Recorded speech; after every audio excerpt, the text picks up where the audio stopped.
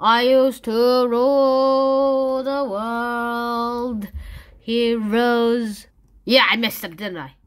Viva la vida lyrics. I used to rule the world, see the right when I gave the world. Now in the morning I sleep alone. I used to roll the dice. Listen and stop. Now this is not a singing parody. Let's just get this started with. I'm not going to sing The Fallen Kingdom, which is a parody version of it by Captain Sparkle. So this is a nice song, though. Anyway, let's get to debate topic. Pay what you can theater. Is this a nice one? Is this a nice theater? Is it like nice so that you can pay what you can as long as it's like at least $5 or something? Sure, it's nice. And that's all I can say. So should all shows get a pay what you can fee instead? Well, let's find out. But first, a little story. In the spring of 2021. The Battersea Arts Centre, a venue in the southwest London, actually introduced in all their shows Pay What You Can. And the actual producer called Tariq Eskandar's reason was this, and quote from Tariq Eskander himself, "The reason we're doing this is very simple. We believe that everyone should be able to be a part of the incredible work we program, regardless of their ability to pay." And this is something that I kind of reminds me of pay it forward to sing. It's a pay it forward movement. Like if you do nice things to 3 people, and then tell each of those 3 people to do nice things for 3 more people, and it goes on, and eventually you end up with loads and loads of people to get it, like 3 cubed, and 3 cubed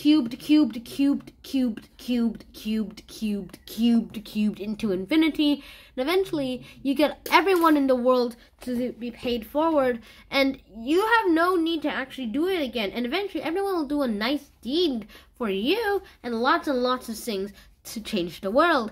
And that's kind of one of the biggest problems of the world, to be honest. Pay what you can, as long as you have money, you can just come in. It doesn't matter if you pay a cent. Probably the interest fee is like at least $1. If you can pay anything higher than $1, I guess you could. But I'm not sure how you're going to do that. If you can pay like $1 million because you're like a millionaire to the show, you're like, sure, I'll come. I like these cheap shows, and it's kind of nice. Now let's go into the affirmative and the negative position. Now, people kind of expect too much from art for free.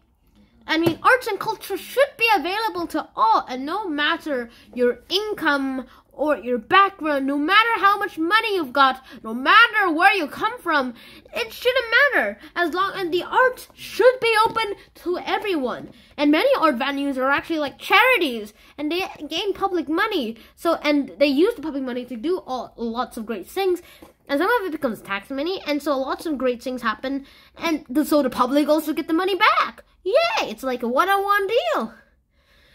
Also, it also seems like a scam to them, to be honest. And being open and inclusive may actually lead people to give more money to the venues. Also, I don't think that's going to be possible, because if you can at least pay even just pay 1 cent to go in there, I guess you would pay at least 1 cent.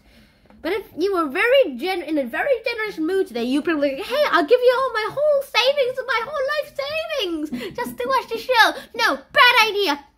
I'll give you 0.0001% of my savings, which is $500. That would probably mean you're a millionaire.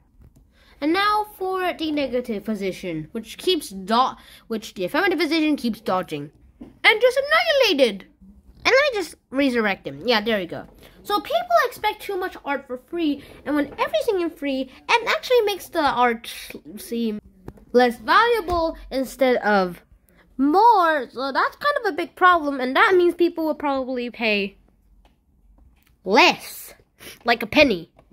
And according to research, it turns out that it's not price that drives people away from watching shows, but it's their worrisome that the quality of the whole performance itself is actually kind of low in their opinion. So that's why some people just don't go to shows themselves. It's either they're not interested, or there's like low quality or something else they suspect.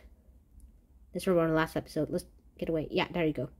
Also, staging a good show is actually pretty expensive. If you do this show like to a pay whatever, if you turn shows into a pay what you can show, they'll always probably pay the lowest price, which in this case could probably become a penny, a 1-cent coin. Is that worth it? And even if you have a million visitors per show and you have 5 shows, no, let's make it more realistic. 15 shows, you only get 15 million cents, which is $150,000,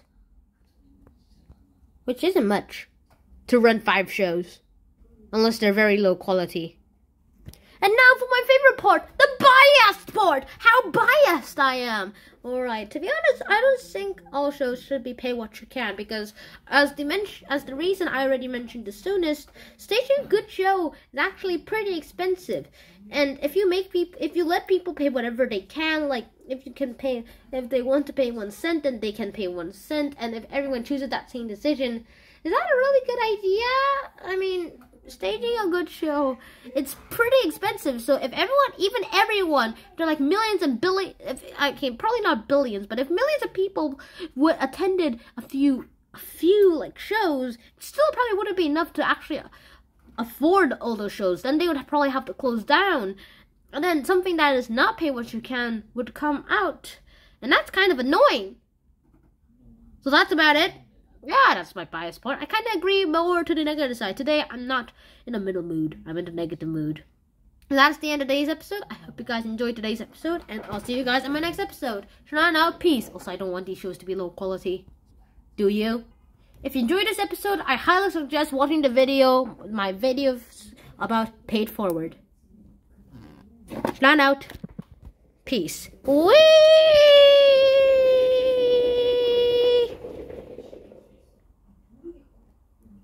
Yeet!